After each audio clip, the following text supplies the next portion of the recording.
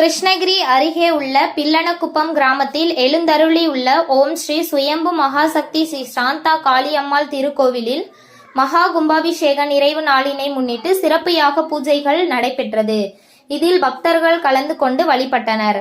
கிருஷ்ணகிரி அருகே உள்ள பில்லனக்குப்பம் கிராமத்தில் எழுந்தருளி உள்ள ஓம் ஸ்ரீ சுயம்பு மகாசக்தி ஸ்ரீ சாந்தா காளியம்மாளுக்கு மகா கும்பாபிஷேகம் நடத்தப்பட்டு 3ஆம் ஆண்டுகள் நிறைவடைந்ததையொட்டி வருடாந்திர நிறைவு விழா வெகு விமரிசையாக நடைபெற்றது. அம்மனுக்கு மகா கும்பாபிஷேகம் செய்யப்பட்டு 3 ஆண்டுகள் நிறைவடைந்ததை அடுத்து ஓம் ஸ்ரீ சுயம்பு மகாசக்தி ஸ்ரீ சாந்தா காளி அம்மாளுக்கு சிறப்பு யாக கால பூஜைகள் நடைபெற்றது.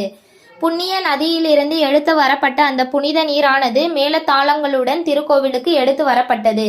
பின்னர் யாகசாலை பூஜையில் வைக்கப்பட்ட கும்பகலசத்திற்கு சிவச்சாரியார்கள் மூலம் சிறப்பு பூஜைகள் செய்யப்பட்டது.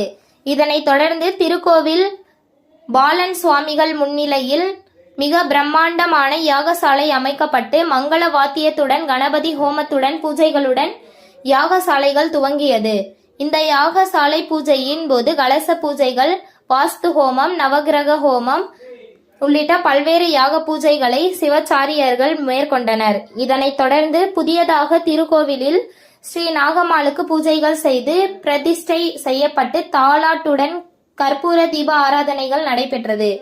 பின்னர் சிறப்பு அலங்காரத்துடன் காட்சியளித்த ஓம் ஸ்ரீ சுயம்பு மகாசக்தி ஸ்ரீ சாந்தா காளியம்மாளை ஏராளமான மக்கள் தரிசனம் செய்து உலக மக்கள் யாவரும் நலமுடன் வாழ வேண்டியும் நல்ல மழை பெய்து விவசாயம் செலுத்திட வேண்டி வழிபட்டனர்.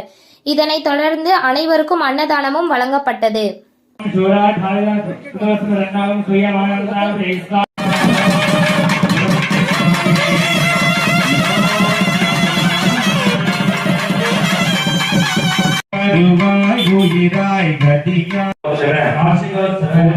பூஜைகளை